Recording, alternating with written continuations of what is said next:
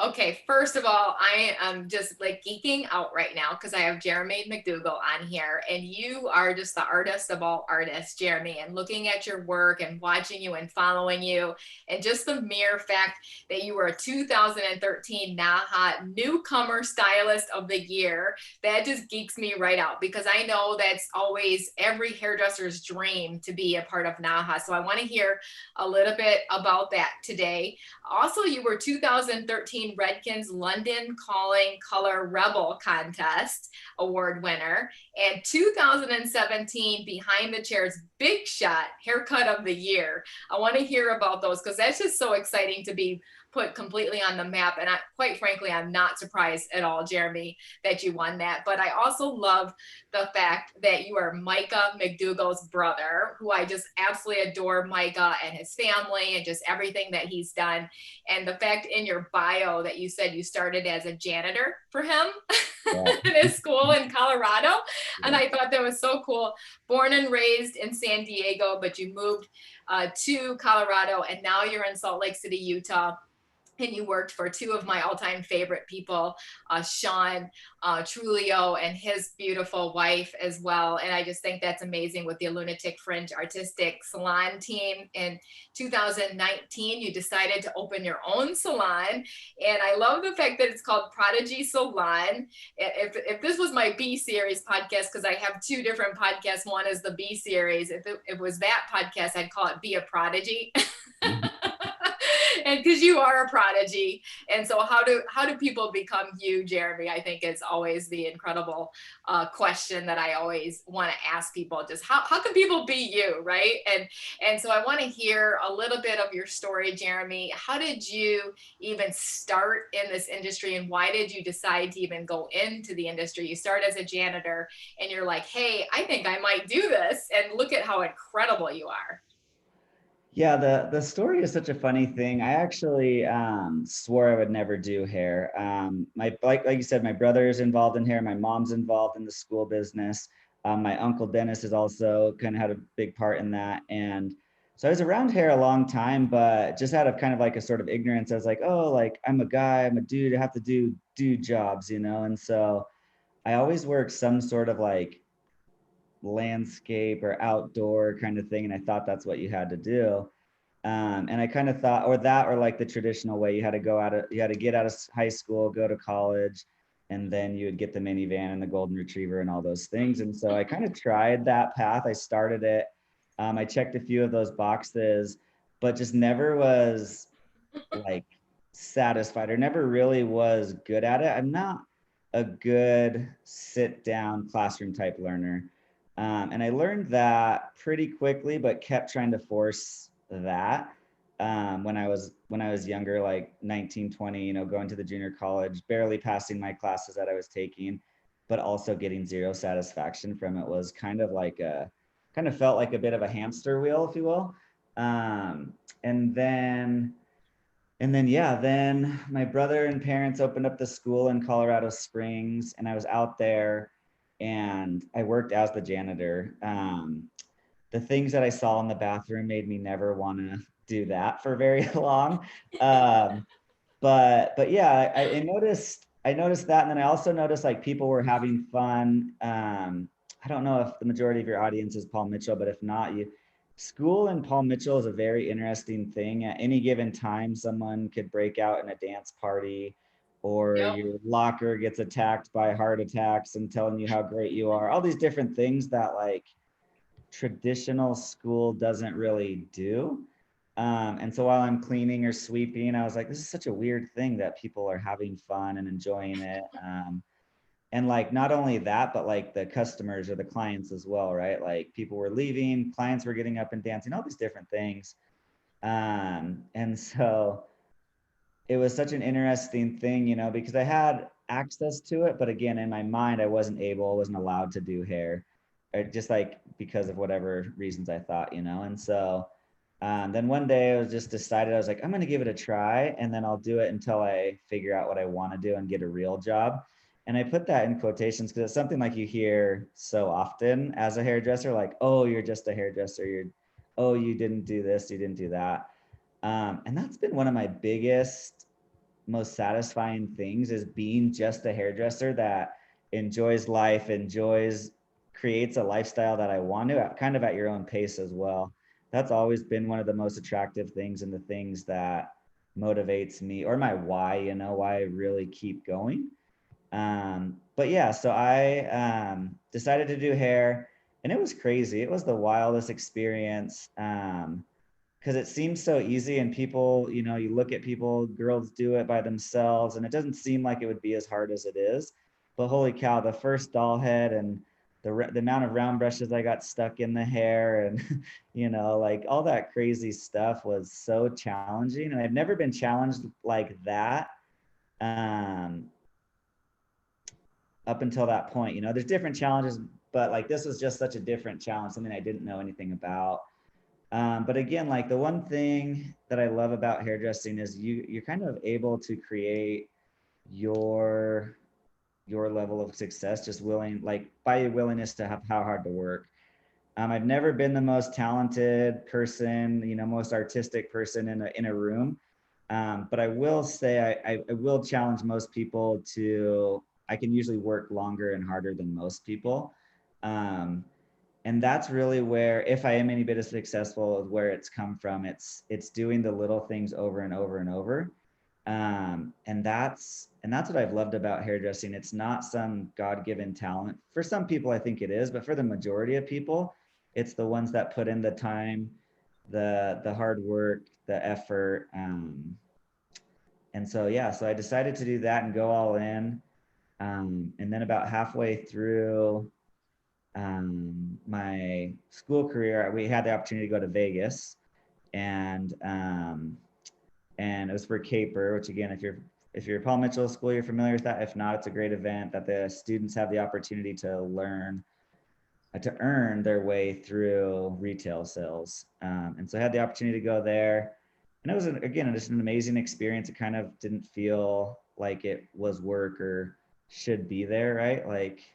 But yeah, we had a great opportunity. Saw Lunatic Fringe come up.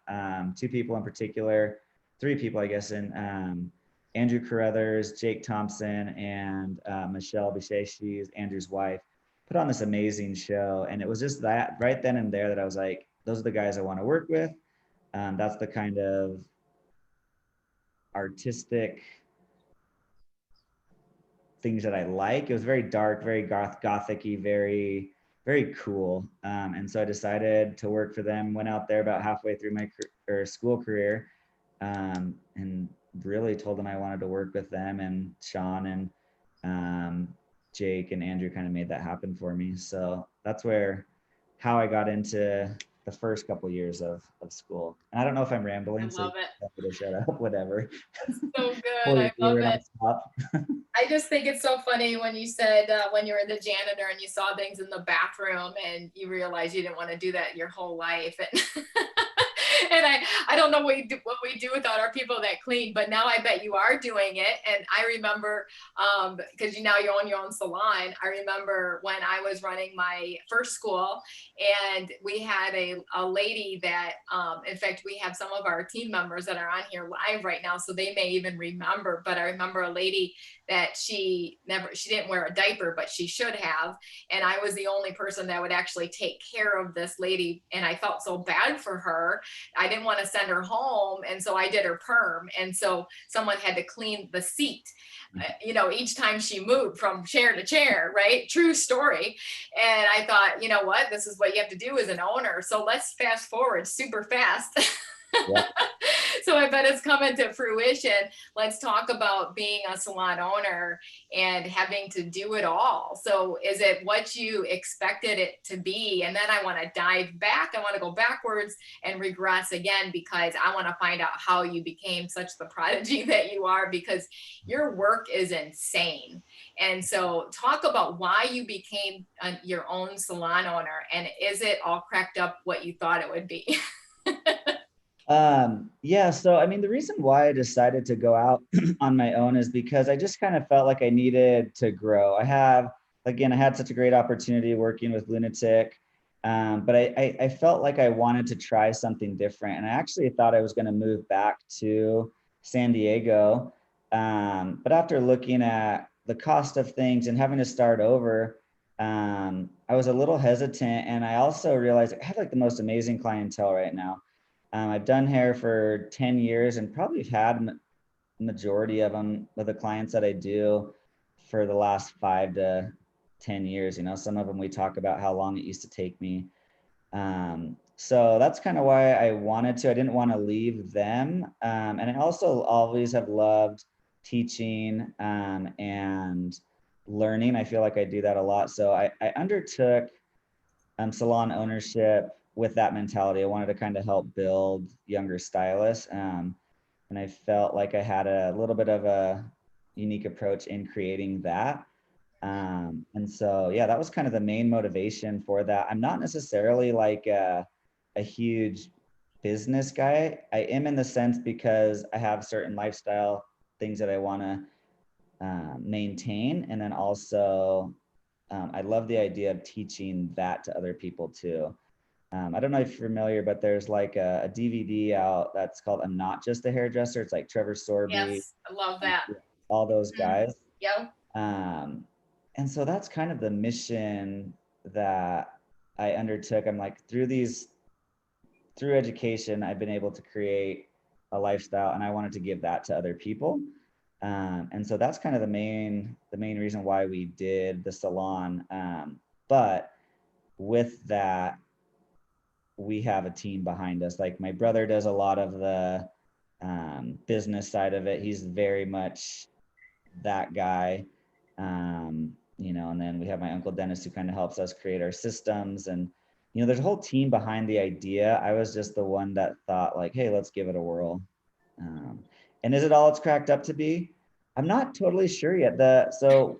And it is, but I say that because That's we awesome. were we were doing awesome. We hit 10 months, and then we had to shut down. Right. And then from there, I've operated more in a pandemic state than just a normal salon state. And we've been so lucky. We have a great team that's worked throughout it in a safe way for sure. But man, the last year, I would imagine you as a school owner can can attest it's a lot different than the years before. Um, Absolutely. Yep. so, but it's been a very cool experience building the team. And like we have more stylists than when we started. We continue to grow. We continue to um, have huge successes with our younger, newer stylists. So we're doing it, and in a pandemic. So I'm excited. My fingers are crossed that we keep progressing out of it and just keep going. Yeah, amen. I love that. Yeah, don't panic in the pandemic. And I love the fact that you were open more during the pandemic than not in the pandemic. Yeah, I yeah, know I've heard of so many salon owners that I've spoken to, Jeremy, that actually the same situation as you. They had just opened and then boom, they had to shut down. I mean, how crazy is that? At least I had the ability to be open, right? And go through that process. But Sean and I, we do a course called the Next Level Salon Leadership, and it's a 6-month course. And we put salon owners, salon leaders through this course because most people, like you said, I love the fact that you were so honest and said, I'm not the business guy, right? Through the process. And so, of course, you have to understand certain things in business and that sort of thing as well too. And so we kind of took a different posture and we decided to partner with our existing employees in our salon so that we could scale, Jeremy, which has been really amazing. We train salon owners how to do that, how to scale through that process. But first and foremost, and I love what you said, you've got to build a team, and you are the artistic guy behind all of it. And as I look at my daughter and I look at different stylists that we have on our team, that's where their strength is. And so stay in that strength zone, but make sure you have a team behind you that takes care of the business end.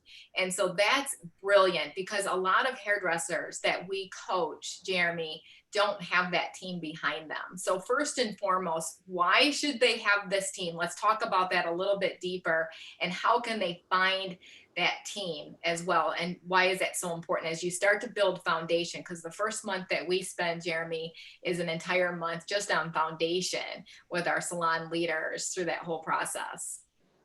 yeah. I think the foundation is excuse me, the most important part. And when I say team, it's such um, a broad thing because, but I think at the very, very foundation, it is those solid things that are non-negotiable, the things that have to happen to run a business, right? Um, and so for me, why it's important is because if I take all the artistic stuff out of hairdressing, it's not fun to me. Yeah. It's not what I signed up for. But for some people, thank heavens, that is their thing. So again, situating those people as the base, as the foundation, I think is absolutely um, necessary, essential, not necessarily just necessary, but absolutely essential to create success. You know, I'm sure you know in the salon, in the school business, people come and go, but again, as those systems, as those foundations are there, you're able to plug people in. So there's as little as disruption as possible, and that's what I'm learning, and that's what I'm focusing on. You can't do it all, and nor should you want to. No matter what, even if you're in a salon with multiple people or you're a single individual salon suite thing, you still have to have a team, Yeah. and that I think is the most important thing. Again, for your own sanity, for your own well-being. Yeah, perfectly said. I mean, for your own sanity and for your own well-being. And I love that you said it's if it's not fun, I'm not going to do it. And I'm with you 100%. And I'm always staying in my fun zone, not my strength zone, but my fun zone. Always. And I've been blessed to be able to find the people that can take care of all those items that they love, right? Because that's their fun zone. But it's always, of course, trying to help people find their fun zone through that process too, which is hard. So I want to go backwards because you said it may or may not be a God-given gift, like to do hair as well as you do. And I actually was just listening to a podcast with Eden Sassoon about her dad. And I know that you've studied under Vidal Sassoon and his just, oh my gosh, I'm obsessed with what he's created and how he's created a new generation of hairdressers. And of course, many of the learning leaders and different leaders in the Paul Mitchell School world were trained underneath him as well, including, you know, Angus Mitchell himself through the process. But can you talk a little bit about that and why that's so important to you to be so great at your craft and you are a prodigy. And as I look at your work and how can people like hone that type of skill? Yeah, I think one of the biggest lessons that I was taught and that I learned was from a hairdresser that works for Lunatic. And I'm sure you know him, Humi Iguchi. Yes, I love him. Humi Yes. is one of the most brilliant people, not just hairdressers. He's one of those people that's so good at anything and everything. Yes. But I started working with Humi the day before I thought I was going to quit. I was going to give up. I got allowed to go work a photo shoot with them. And I just remember standing there and watching them and learning. And then he invited me back. And then I continued to watch and grow. And we developed this really great friendship. But I didn't necessarily have what he had. Humi has this eye that can identify and create these amazing, amazing hairstyles, and then also translates into photography. That's not an easy thing to do.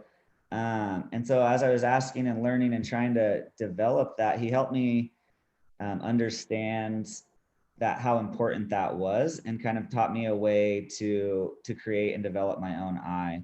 So he would have me take, you know, everyone's on Instagram, everyone's on Facebook, everyone's on social media, whatever it is. He told me at least one picture a day, take a screenshot of it and don't think anything else about it. And then at the end of 30 days, go back and look at these pictures consecutively and identify the things that your eye is drawn to, you know, whether it's the lines in it, whether it's the black and white photography, whatever it is. And that's going to start helping you identify your eye, develop your style. And I think that's one of the most important things to do is to create and identify your style. Um, because otherwise it's not you. It doesn't feel authentic. I think at first you absolutely have to follow the sections and follow the guides and get to the point where you can create something that somebody else did. But in doing that, you create this skill set that allows you to push the boundaries, to allow you to create what you want to create, your style. There's a book that I have and I think it's called Great Artists Steal. I love the idea that like, the idea essentially is like, you might do something and the way that I do it, it's never going to be exactly the same. And so it's this evolution of creating your style by being inspired by others. And that was my biggest thing with Vidal Sassoon is he created this amazing thing and then also realized that his team couldn't be anywhere and everywhere and go in everywhere. So he again created this school and created this education system that you could come get a piece, bring it back to your thing. He wasn't afraid of people stealing his idea, like copying it, like he wanted that because he knew it was such a solid foundation. And then from there, there's brilliant hairdressers, some that started with Sassoon and some that didn't. But at least they all have some of his flair, some of his ideas in it. That's what hairdressing is. It's everything comes from that. Yeah. So, Unbelievable. Okay, so let's first of all, let's talk to the future professional that's in school right now. And so talk to that younger Jeremy as if you were talking to him, and give him advice while he's in school to become who you are today. I would love to hear that, because I love what you said and I want to repeat it: to create and identify and develop your own style so it's authentic to you. 1000%. I love that. And you dropped a bomb in there, because you said earlier, you said it real fast, you said you almost quit. yeah. And you were saying earlier, you said people come and go in this industry, and you might have been one of those statistics. Could you imagine if Jeremy McDougle would have quit? Like, look at the man that you are today and what you've created if you would have quit. And so that person right now that's on the verge of quitting as well too. So talk to that younger Jeremy right now and give advice. Yeah, I think I would tell them the same thing that I tell my team and that I tell myself. It's identifying and creating that team early. Right now, we have access to so many people all over the world, and most people are pretty generous and pretty supportive, right? Like, I think I don't mean team, it has to be somebody that's directly in your line of communication. Like, it's those people you want to be like, it's those people you want to work with and work for. I think that was one of the biggest things that I tried to remember. I think so also often we see other people doing things and we're like, oh, we can't do that. Like, oh, if I had this, I had that. But I think just the fact that seeing people doing what you want to do should give you the hope, give you the motivation to create it, right? If they can do it, why can't you? But one of my favorite quotes, and again, I'm butchering it, I have the memory of a goldfish, but it's something to the effect like, work so hard until your mentor knows your name, or something like that. Yes. And for me, one of the biggest biggest like mentors was DJ Muldoon. He's a brilliant hair cutter. But beyond that, he's like, I think hands down one of the best like educators. Can break things down to such a basic level that it's not overwhelming. I think a lot of times we see education and it's so many steps and so many things that we're like, oh God, or Yeah. you shake your head like you get it, but you really don't. It's me. I Yeah, quit. I quit because of that. right. And I don't think that's a very common thing. But again, like, I've been to DJ's class so much, and I think I would, I love working with him, and I think he knows my name, and so that's one of my biggest successes. I feel like You remind me of him, by the way, in oh a my God, lot of well, ways. that's the most Yeah. flattering thing someone could say. So I appreciate that. But yeah, build that team, identify who you want to be on your team. I think you have that ability and that privilege. And I don't know a better school that has more connections, right? Paul Mitchell, um, I feel like the head of Paul Mitchell, like the Wins and the John Paul, they know anyone and everyone. And in my experience, when like they'll connect you with anyone too, from watching my friends get connected to the big names. So again, use the resources and build your own team right now. Yeah, so good. And it's always that case for me, always constantly building that inner circle and going outside of my bubble. But I think part of it is And you kind of said something which I thought was interesting. You said, if they can do it, I can do it. But most people really don't think that way. They're just like moving like through the day and not even thinking about what they could do. And they pick the wrong committee always, you know, the inner circle that they have. But you kind of choose people that are similar to you because, you know, higher level people aren't going to really be drawn to you. And you said, keep working until your mentor knows your name. So how do they be that person? So talk a little bit about that, because I think that's the missing link, Jeremy, because I have so many people that will reach out to me and want, you know, me to be in their committee. But, you know, as I start to mentor them, it gets really frustrating for me as a mentor because, you know, I don't have a lot of time when they don't follow through with what I'm suggesting for them to follow through. And that gets really frustrating as well as a mentee. So talk about that. Yeah, absolutely. And I think so many people, they see these big glamorous names and they want to jump right into it, but they don't know what that actually means, right? They don't know Yeah, that like that photo that got published took 17 hours exactly. behind the chair. Like you don't eat things like that. And what I think that's a brilliant point too. Like, I think sometimes these mentors don't have the time to do it. So I think they do and they will eventually if you're able to kind of give and take. So what I would do, what I would identify or help, what I think would help identify and kind of change the mentality of like, oh, if they can do it, I can do it. It's so much easier said than done doing that. Yeah. But if you were to ask the person that you see doing what you want to do, ask them the steps. I think that's such a huge thing. Understanding what it takes to get to that point where you get a hold hair for DJ Muldoon, or you get to be on stage, or you get to be backstage prepping for whoever.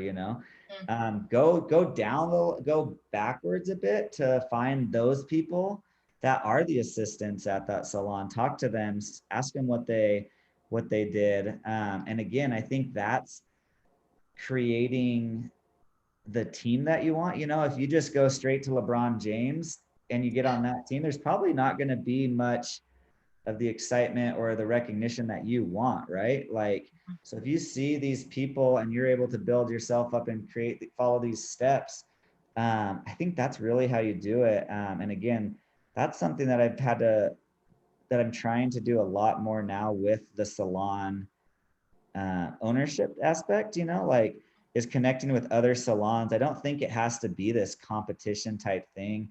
I think most people want everyone to win.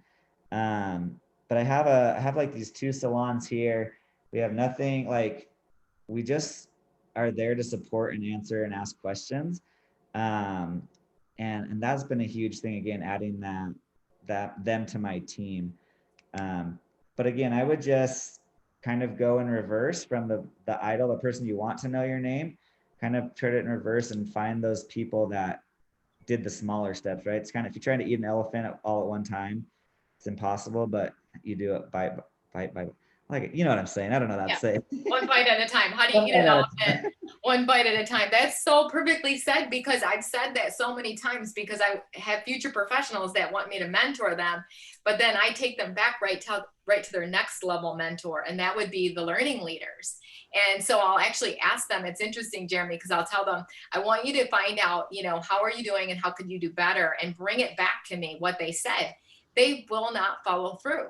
They don't want to have feedback, right? And so let's talk about that, because how much have you had to really lean on feedback as a salon owner to get better with what you're doing as far as leading and growing through that process of running a salon?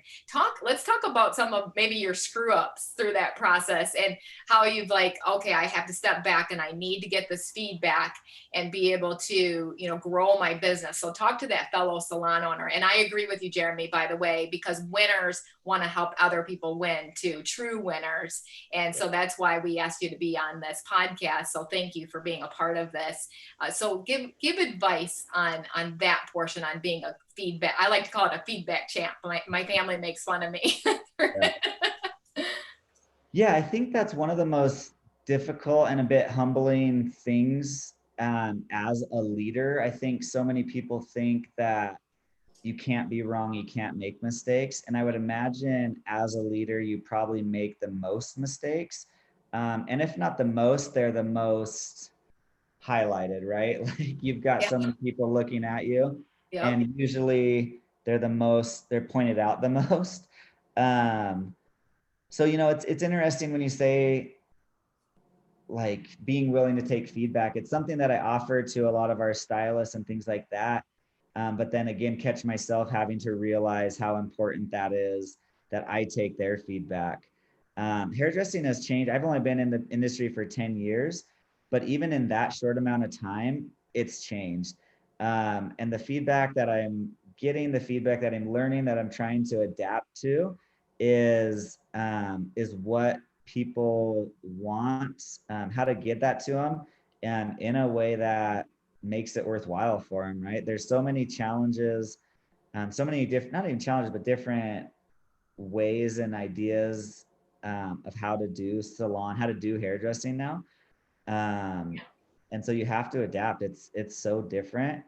And that's where the challenge is, and that's where the majority of my feedback is I tell somebody, oh, this is how we do it. And it's not. And I'm reminded of that. And then I have to take a step back, which seems like is hard to do because you always want this forward momentum. And it seems like sometimes I have to take a step back to identify and to see it, and then adapt and change. But I think it's probably most important that you, as a salon leader, a salon owner, that you're willing to take feedback and not too good or too big for it. Yeah, it's so true. And I love that. As I coach different salon owners or people that are part of our team, is really helping them to be honest with themselves. And it's okay to screw up, like screw up as much as possible. We call them failure parties. And so sometimes I have to step back with our leaders and say, okay, every week we're going to have a failure party, and I need you to share with me some failure so we can celebrate that, because this is how you're going to grow. But there's almost like this block, right? This internal block. And, maybe it's something that happened, trauma in their childhood, whatever that might be, because like you said, as a leader, the spotlight is on you.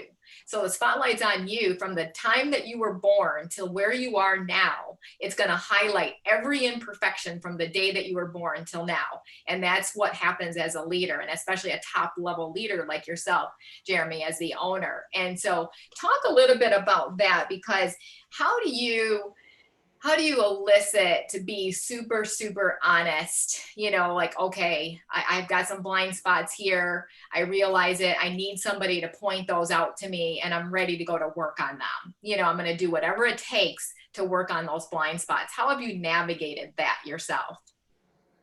Yeah, I think kind of going the opposite way than identifying blind spots, just realizing that I am a blind spot, Yeah, and that's good. kind of clearing off the different areas, right? And then, but yeah, there's so many moving parts there's so many things that I didn't even know I don't know. And so with that, with the team, I try to be as upfront as possible. I try to be as understanding as possible. That's something that I learned a lot. My brother has to constantly remind me is like seeing people as people before anything else, and how I want to be treated is how they want to be treated for the most part. And so yeah, I don't That's know. so good.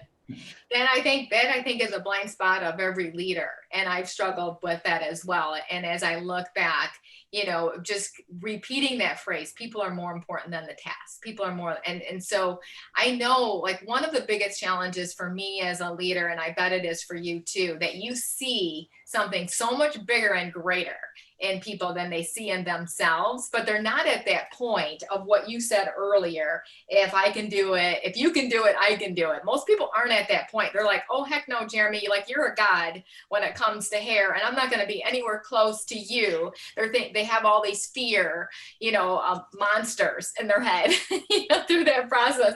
So how How do you work on that and talk to that salon owner, that salon coach right now? How do you work on that to help people to embrace where they're at and you yourself embracing them and valuing them as people, like you said, because people are people, they're human beings, not human doings.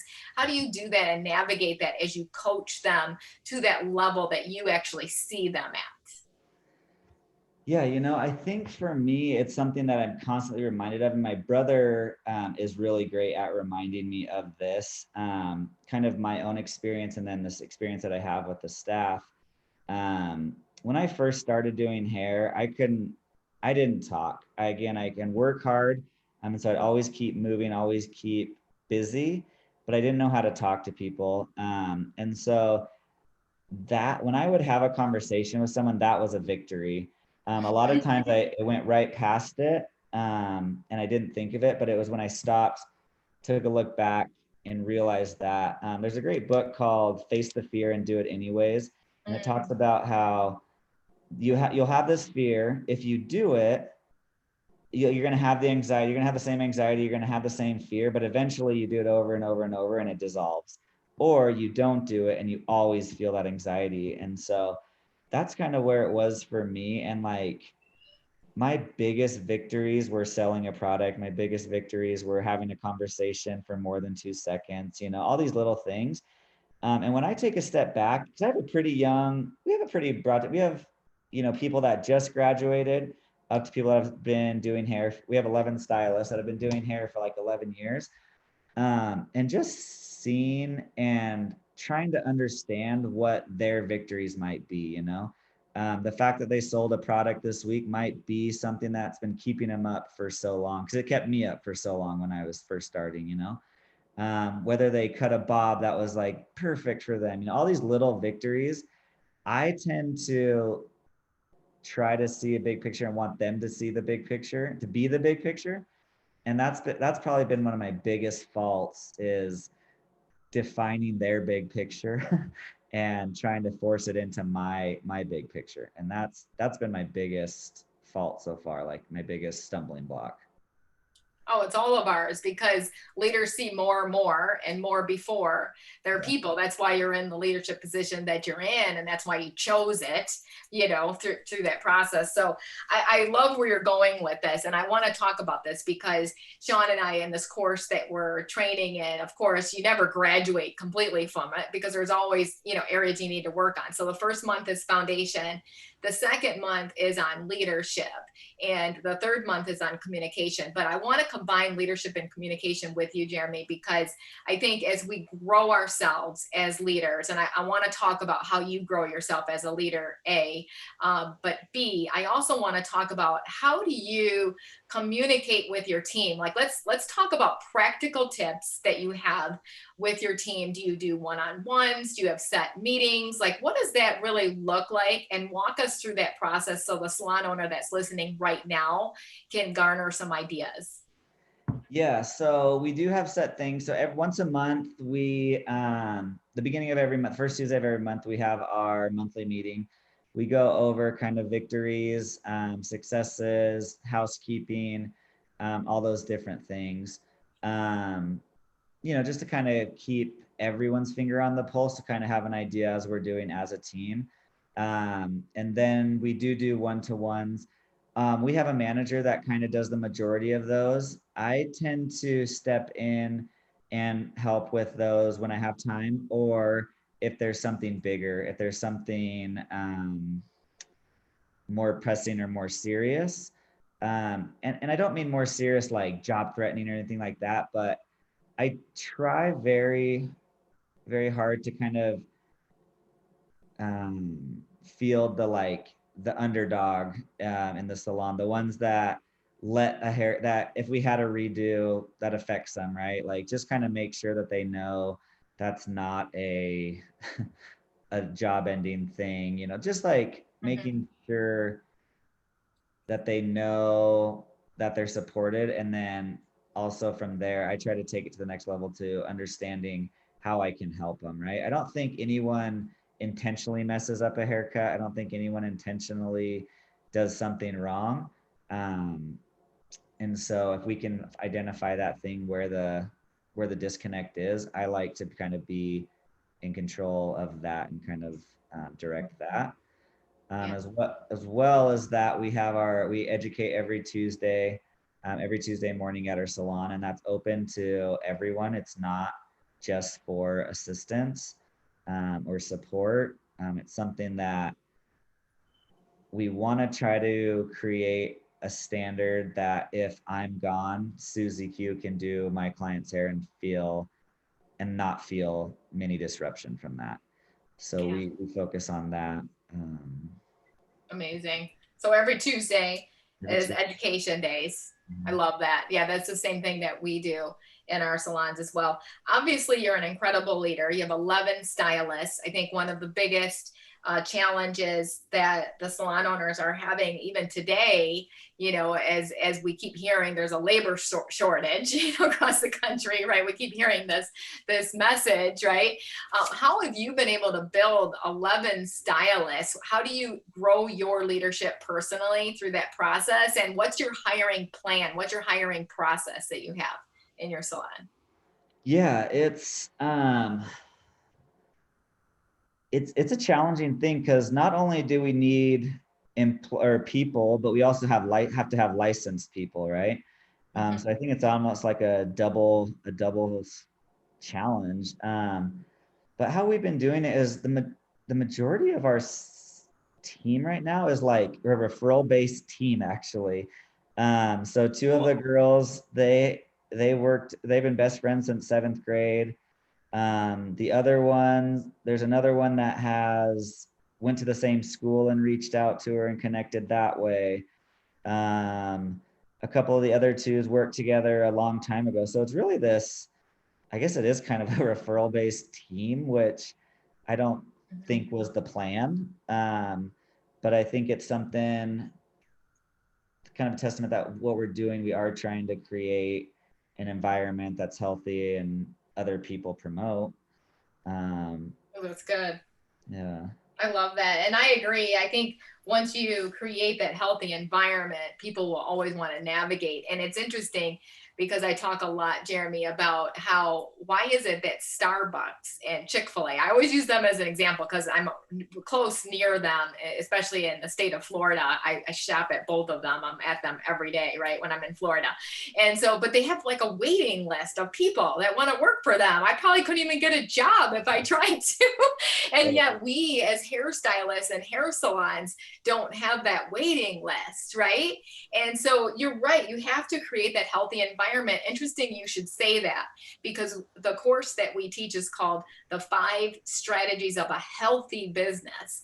And most people don't want to talk about these things. They want to talk about marketing ideas, and they want to talk about tangible things. And so these are the untangibles, right, that most people don't talk about. And you kind of said earlier that you've got Dennis and you have Micah that are kind of helping you to develop systems, right? Most salons do not have systems in their company. They just have an idea of this is how you're supposed to act, this is how you're supposed to behave. They don't have any written systems, anything written down. They don't continue to repeat it over and over and over. So talk to that salon owner right now that's saying, oh man, that's me. How do I get started? Yeah, Dennis always just tells us to write it down. So even if it looks crazy or is a sentence long, like that's how you start it. Yeah. Um, and and another coach that I have, I don't know if you know Andrew Carruthers. He's just Yes, like this love him. brilliant hairdresser, and but I need also to have him on here. yeah, He he's would be amazing. great. He's great. Mhm. But one of the things when I was first opening up and I had these grand ideas and I had it all in my head, and he asked me, he's like, does your stylist know they're supposed to fold the laundry? And I was like, yeah, of course, duh. Like, who doesn't? Like, do they know they're supposed to sweep the hair? Yeah, duh, of course, everyone does.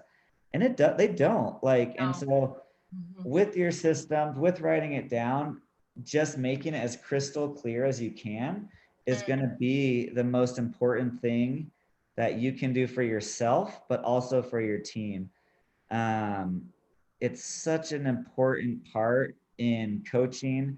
I have a client, they're super young. They're probably like 30 years old, but they've created this pharmacy, a client that's out here, started this pharmacy, and they work on a panel with the Rich Dad Poor Dad, and she was telling me about all these things that he does and to create these systems, and that guy, one of his biggest things is car washes, and he comes in and he lays down every single step, and if you're not meeting that, it's really easy to remove that, and then to get someone in and to follow, like, so you know exactly what it is. And so again, it's just getting that crystal clear expectation, and that takes off so much stress from your team as well, right? Like, I hate when I hear clients like, I don't know if I'm doing this right or if I'm doing good enough and this and this. And if they have a thing that they can look at and refer to, a career path, then that takes so much out of the Mm, stress. We don't need help adding stress, yeah. especially in these days. These days, yeah. Oh my gosh, that's so true. And these days I've actually the transformation I've happened, Jeremy, and I want to hear the transformation that's happened with you. But for me, it's been to really expand my empathy towards people, to really feel what they are feeling. And especially through the social unrest, through obviously the fear of the pandemic, of COVID, the fear of getting it, contracting it, and through that process, I'm actually coaching someone right now whose husband passed away from it. And so just kind of watching her and how she's navigating, and it's really really helped me to kind of see things in a different way that I've never saw them. So I truly believe it's helping me to become a better leader, a better coach. I like to call myself a life coach, through the process. Like you were saying, you have a manager that does the one-on-one, so that's me in Yeah. our salons, because my daughter is you, because she's the hairstylist behind the chair and she does most of the education, just like you. And I love that you have your family and I have my family. And so I think the moral of the story is get your family as part of your committee. I mean, what better people than to have your family working side by side with you through that process? So I love that you said the career path, because I think really that's the number one reason why many stylists are leaving and opening up their own suites or salons, whatever it is, because we don't have a crystal clear career path. So how have you navigated that in your business, Jeremy, and give advice to salon owners what they could do to kind of shift their perspective?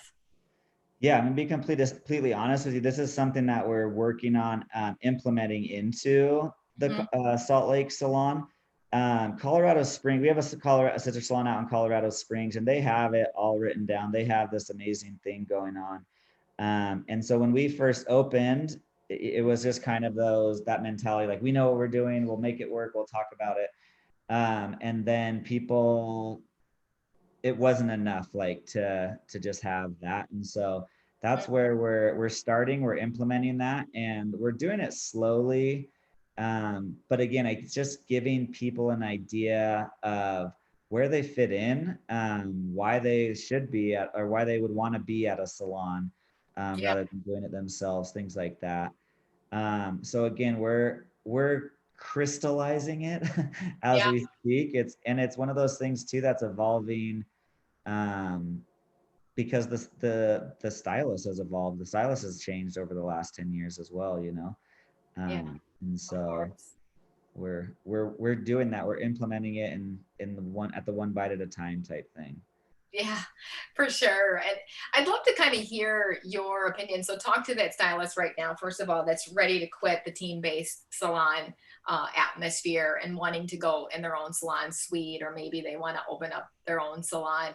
Like, what should be their internal checklist first before they go about doing that? And also, I am under I love the path of quit well too. So if you could kind of talk through that, why people should quit well, why that's important to them, to their soul.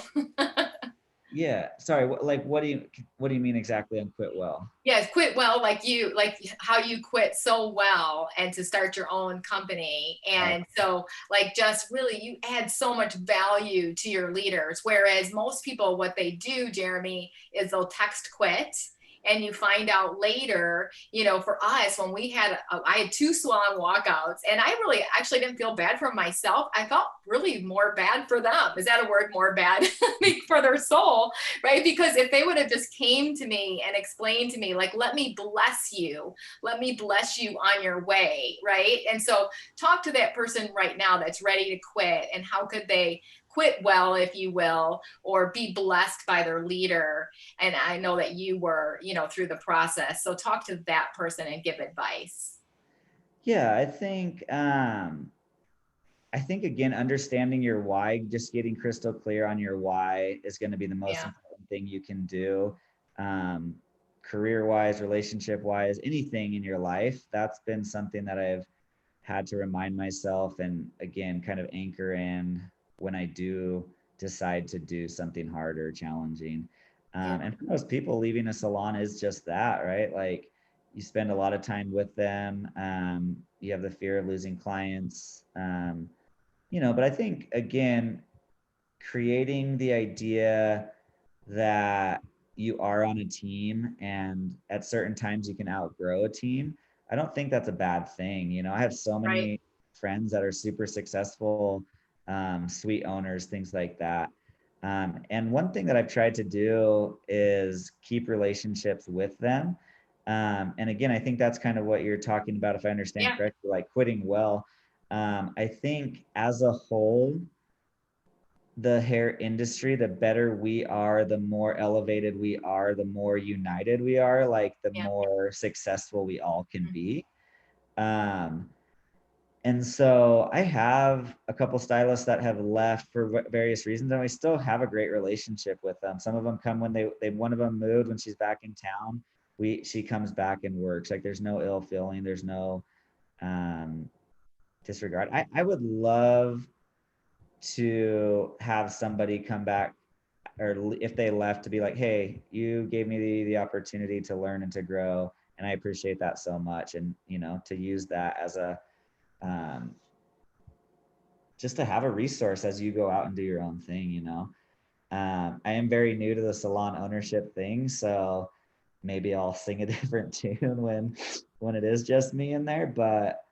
Um, but again, I think relationships are everything. And I hope that I They can are. support other people in fulfilling their dreams, whatever that is. I Um, love that you said that. And I try to convey that message to all of my people. And then maybe they're just not receiving it, because that's where they're at. Right. And so continuing to repeat that. And that's what I always say to myself. I say to my leaders, and I say to salon owners that I coach, is keep repeating how much you love them, but how much you also honor their journey.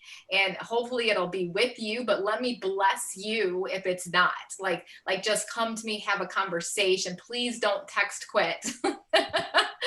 Because that destroys relationships, through that process. And sometimes I'll go chasing them down when they start text quitting. It's just like, hey, whoa, what happened here? Like, let's talk. Like, tell me, what can I learn from you leaving? Why am I losing somebody so incredible, just like you? What happened? Where was the breakdown through that process? So as a leader, I know that, but there's so much anger across the nation right now because most leaders don't know that process that you and I are talking about. This is foreign to them of actually loving people, right? Even if they quit.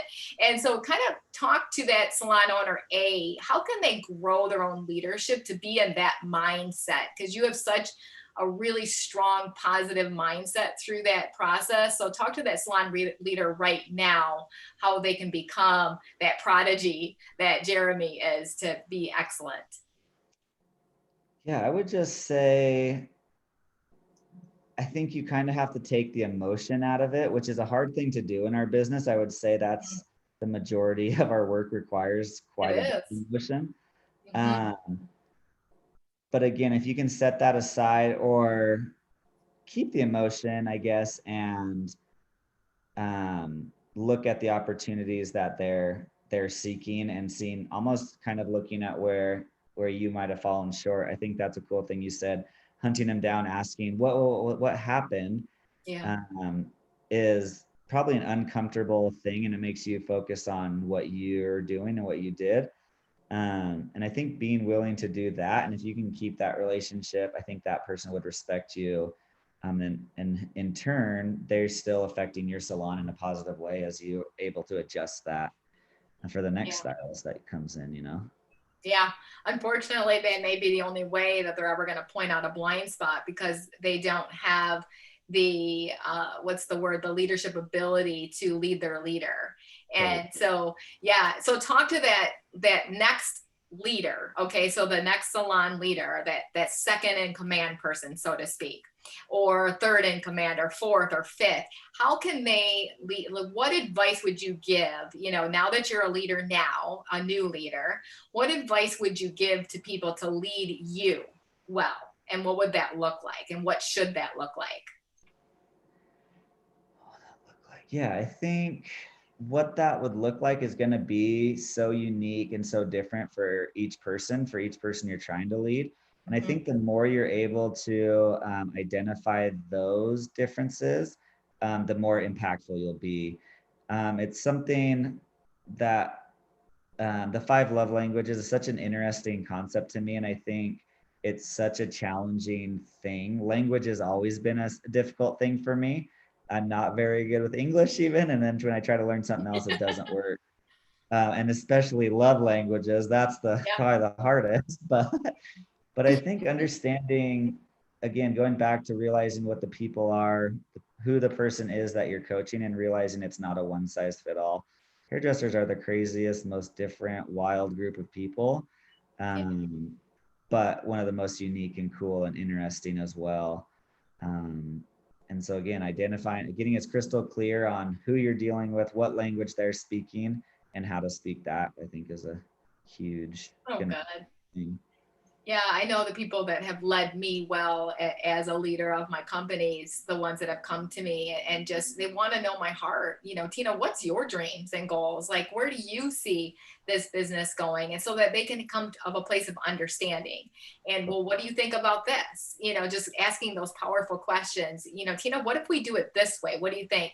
And I'm like, yes, please. Like, I want to get closer to this goal because I have so many dreams and goals. I have dream boards everywhere in my office right now, things that I want to do. But to have those people, lead me well, but also see the blind spots and say, okay, I love where we're going with this, but can we go this route? And I know, Jeremy, you're the same as me. Like, yes, please, like, just take it. Just please, I need help, because you can't do it alone. And so as we end this out, and I love what you said from the very get-go, from the beginning, is get a team, a committee, a strong inner circle around you. And it's going to be forever changing through that process too. Give last piece of advice on that, and then any other piece of advice that you want to give salon leaders as well too, Jeremy. Yeah. I just think the team is the most important thing you can do, but also you get to be in charge of it. You don't have to settle. You don't have to get put into a specific place. I think you have to be patient with yourself. Absolutely. And I think when you are going to have those bad days, you are going to require that effort from other people when you're gassed out. I think this last year and a half is really, that's what I've seen most, is people are just tired mentally. It's been such a challenging thing. And if you don't have a team member or a team to support you, you're not going to get through it. And so whatever the next pandemic is, whether it's a bad haircut or whatever it is, I think that's what I've realized the most important thing is a team. Um, and yeah, that's start there, and then start making the path, get prepared and then set out on your journey. Wow. So good. I love it. So, Jeremy, what's the best way for people to get a hold of you, and what's next for Jeremy too? I want to hear.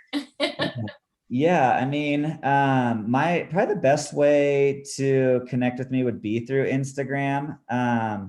My Instagram is my last name. I'll spell it because it's kind of weird, but it's McDougle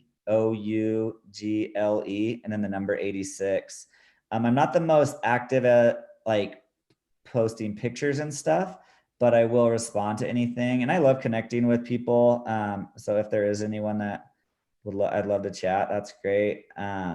What's next for Jeremy? I'm trying to again, we're implementing our systems, things like that. I need to get back to the more artistic side of doing hair. So we're in the early stages of a new shoot for our salon. So that's going to be my next big focus. So I'll post that when I get it, but that's kind of the next, not nothing new, just going back to like the roots of the fun stuff, the things that I love. So that, along with being behind the chair, I love being behind the chair as well. So I yeah. love that. Jeremy, thank you for adding value to our listeners with Next Level Salon Leadership. You are just absolutely amazing. So thank you, thank you, thank you. Yeah, thanks so much for having me. It was awesome. If you guys need anything, let me know. Thank you. And thanks everyone for joining us live as well too. Bye-bye. Okay, see Bye ya. everyone.